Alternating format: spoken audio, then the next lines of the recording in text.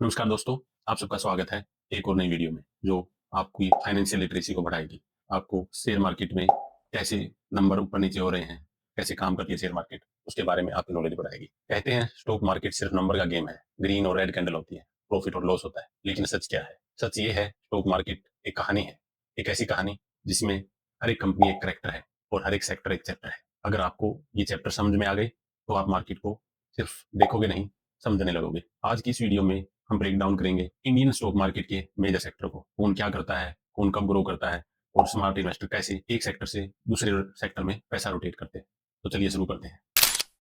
दोस्तों, हमारा जो पहला सेक्टर है वो बैंकिंग और फाइनेंशियल सेक्टर है। अगर इकोनॉमी को मैं एक ह्यूमन बॉडी की तरह मानूं तो बैंकिंग सेक्टर उसका हार्ट है। ये सेक्टर पैसा पंप करता है और एक जगह से दूसरी जगह पैसा मूव करवाता है। इसमें मुख्य रूप से एचडीएफसी बैंक आते हैं, स्टेट बैंक आता है और फाइनेंशियल इंस्टीट्यूशन में अगर मैं देखूं तो Bajaj finance, Shriram finance, Mahindra and Mahindra finance और भी बहुत सारे। मान लो एक बिजनेसमैन लोन लेता है, फैक्ट्री खोलता है, लोगों को जॉब मिलती है, लोग पैसा खर्च करते हैं और ये पूरा साइकिल बैंकिंग सिस्टम से स्टार्ट होता है। ये सब डिपेंड करता है आरबीआई की पॉलिसी पे। जैसे जैसे आरबीआई इंटरेस्ट रेट बढ़ाता है तो लोन महंगा हो जाता है और ग्रोथ स्लो हो जाती है, हमारी इकोनॉमी भी स्लो हो जाती है। जैसे जैसे इंटरेस्ट रेट कम होते हैं, लोन सस्ते हो जाते हैं और ग्रोथ फास्ट हो जाती है, इकोनॉमी भी तेजी से ग्रो करनी शुरू कर देती है। इसलिए आरबीआई की जो पॉलिसी है वो डायरेक्टली बैंकिंग सेक्टर को इफेक्ट करती है। जब बैंक ग्रो करते हैं तब इकोनॉमी भी एक्सेलरेट करती है। दोस्तों, ये हमारा दूसरा इंपॉर्टेंट सेक्टर है आईटी सेक्टर। ये हमारा ग्लोबल सुपरस्टार है। इसमें मुख्य रूप से जो कंपनियां हैं वो टीसीएस, इन्फोसिस, विप्रो और भी माइंड ट्री जैसी बहुत सारी कंपनियां हैं। अगर किसी यूएस कंपनी को सॉफ्टवेयर बनवाना है तो वो इंडिया की आईटी कंपनी से बनवाता है, यहाँ पे कॉन्ट्रैक्ट करता है। इंडिया में इंजीनियर हैं जो काम करते हैं, उनको पेमेंट डॉलर में मिलती है। ये एक आउटसोर्सिंग मॉडल की तरह है। अगर डॉलर स्ट्रांग होता है, जो आईटी कंपनियां हैं उनको फायदा मिलता है, उनके प्रॉफिट बढ़ते हैं। अगर यूएस में रिसेशन आता है तो आईटी ग्रोथ स्लो हो जाती है और आईटी कंपनियों के प्रॉफिट भी नीचे गिर जाते हैं। आईटी सेक्टर इंडिया के लिए फॉरेन इनकम का इंजन है, वो डॉलर कमा के लाती है। ये डॉलर हमारी इकोनॉमी को सपोर्ट करता है, हमारे जो रुपए की वैल्यू है उसको स्टेबल रखने में हमारी सहायता करता है। दोस्तों, हमारा अगला सेक्टर है मेटल एंड माइनिंग सेक्टर। ये वही सेक्टर है जो इंडिया की इंडस्ट्री को स्ट्रेंथ देता है। सोचिए, अगर स्टील ना हो तो बिल्डिंग कैसे बनेंगी, अगर कोल ना हो तो पावर प्लांट कैसे चलेंगे, और अगर मेटल ना हो तो कार, रेलवे, ब्रिज, इंफ्रास्ट्रक्चर कुछ भी पॉसिबल नहीं होगा। मेटल एंड माइनिंग सेक्टर को इकोनॉमी का इंडस्ट्रियल बैकबोन भी कहा जाता है। जब इकोनॉमी ग्रो करती है, इंफ्रास्ट्रक्चर प्रोजेक्ट इंक्रीज होते हैं, कंस्ट्रक्शन बूम आता है तो मेटल कंपनी का बिजनेस भी ग्रो करता है। इसलिए जब मार्केट में इकोनॉमी रिकवरी आती है तो अक्सर मेटल स्टॉक सबसे तेज रैली करते हैं। इंडिया की मेजर जो मेटल कंपनी है वो Tata steel, JSW steel, Hindalco, Vedanta, coal India etcetera. ये कंपनी स्टील, एल्युमिनियम, कोल और इंडस्ट्रियल रॉ मटेरियल प्रोड्यूस करती हैं जो पूरी इकोनॉमी को पावर देते हैं। लेकिन एक बात इंपॉर्टेंट है, ये सेक्टर हाई ग्रोथ के साथ हाई रिस्क भी कैरी करता है, क्योंकि मेटल प्राइस ग्लोबल इकोनॉमी के साथ मूव होते हैं, चाइना डिमांड के साथ मूव होते हैं और कम्युनिटी साइकिल भी इफेक्ट करता है। दोस्तों, हमारा जो अगला सेक्टर है वो रियल्टी सेक्टर है। ये इंडिया के sky scraper, luxury apartments, smart city, shopping mall और इंफ्रास्ट्रक्चर ग्रोथ को रिप्रेजेंट करता है। अगर मैं सिंपल लैंग्वेज में बोलूँ तो रियल सेक्टर में वो कंपनी आती हैं जो रेजिडेंशियल और कमर्शियल प्रॉपर्टी डेवलप करती हैं। इसकी जो मेजर कंपनी है वो डीएलएफ, गोदरेज प्रॉपर्टी, ओबरे रियल्टी और भी बहुत सारी हैं। ये सेक्टर डायरेक्टली लिंक होता है आरबीआई की इंटरेस्ट रेट से, इकोनॉमिक ग्रोथ से, हाउसिंग डिमांड से और अर्बनाइजेशन से। जब इकोनॉमी ग्रो करती है और होम लोन सस्ते होते हैं तो रियल्टी सेक्टर बूम करता है। लेकिन हाई इंटरेस्ट रेट के साथ और स्लो इकोनॉमी के साथ ये सेक्टर भी परफॉर्म नहीं कर पाता। दोस्तों, अगला सेक्टर है एफएमसीजी सेक्टर। इसको डेली लाइफ सेक्टर भी बोलते हैं। एफएमसीजी मतलब फास्ट मूविंग कंज्यूमर गुड्स। जब हम सुबह उठते हैं तो हमें क्या चाहिए होता है? टूथपेस्ट, साबुन नहाने के लिए, चाय पीने के लिए, बिस्किट खाने के लिए। मतलब ये सब चीजें आती हैं एफएमसीजी सेक्टर में। आपका दिन स्टार्ट होता है एफएमसीजी सेक्टर के साथ। इसमें मुख्य रूप से जो कंपनियां हैं वो हिंदुस्तान यूनिलीवर, आईटीसी और भी बहुत सारी हैं। चाहे कोई रिसेशन हो या कोई बूम, लोग कभी टूथपेस्ट करना नहीं छोड़ते। इसलिए इस सेक्टर को सबसे स्टेबल सेक्टर माना जाता है। यहाँ डिमांड स्टेबल रहती है और ग्रोथ कंसिस्टेंट होती है। इसमें मुख्य रूप से जो कंपनियां हैं वो डिविडेंड हैवी कंपनियां होती है, डिविडेंड देती है। इसलिए इस सेक्टर को डिफेंसिव सेक्टर भी बोला जाता है। एफएमसीजी स्लो है लेकिन कभी रुकता नहीं।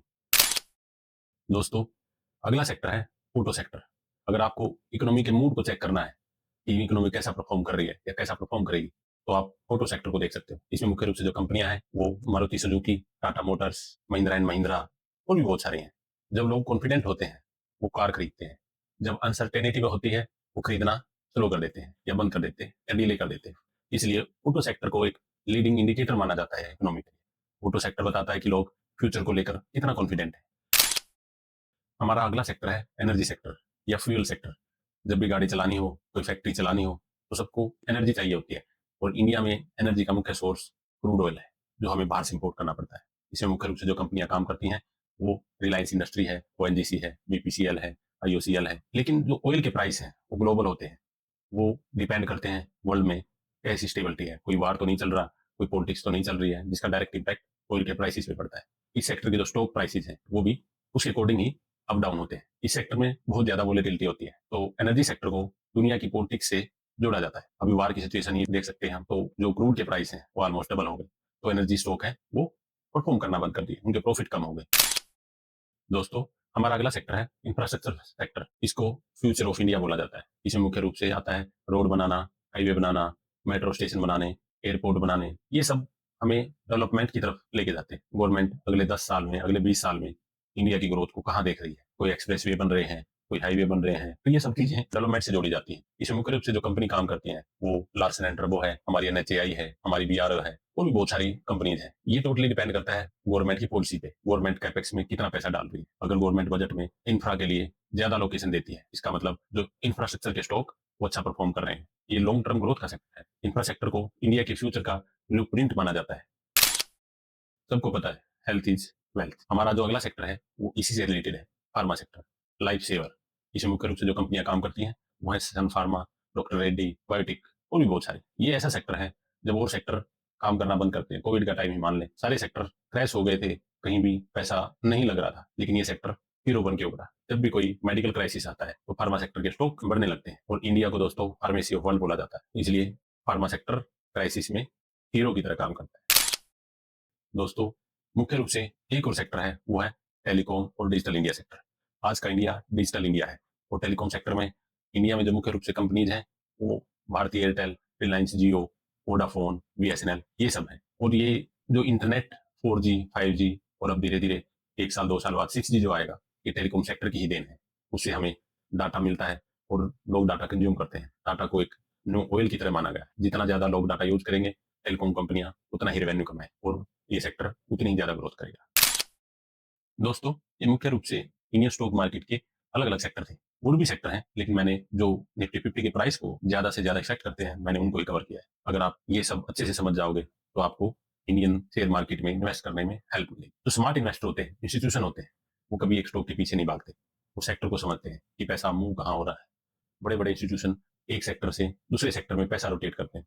जब भी उनको कोई सेक्टर जिसका वैल्यूएशन हाई हो गया है या फिर एक्सपेंसिव हो गया है, वो वहां से पैसा निकालना शुरू कर देते हैं। और उस पैसे को कभी बैंकों में नहीं रखते, उसको रोटेट करना होता है। वो पैसा उनको किसी दूसरे सेक्टर में यूज करना होता है। वो फिर वो सेक्टर ढूंढते हैं जो अपने चीप वैल्यूएशन पे है। जब भी पैसा रोटेट होता है तो वो एक सेक्टर से दूसरे सेक्टर में जाता है। कभी बैंकिंग सेक्टर लीड कर रहा होता है, कभी आईटी सेक्टर लीड कर रहा होता है, कभी इंफ्रा सेक्टर लीड कर रहा होता है। अगर आपने ये पैटर्न समझ लिया तो आप मार्केट के साथ चलोगे, उसके अगेंस्ट नहीं। स्टॉक मार्केट में पैसा बनाने के लिए स्टॉक नहीं, सेक्टर की कहानी समझनी पड़ती है। अगर आपको ये वीडियो वैल्यूएबल लगा हो तो लाइक करो, शेयर करो, सब्सक्राइब करो। और नेक्स्ट वीडियो में हम रिकॉर्ड करेंगे कौन सा सेक्टर कब परफॉर्म करता है, कब उसका टाइम आता है, कब पैसा रोटेट होता है। थैंक यू, धन्यवाद, जय हिंद दोस्तों।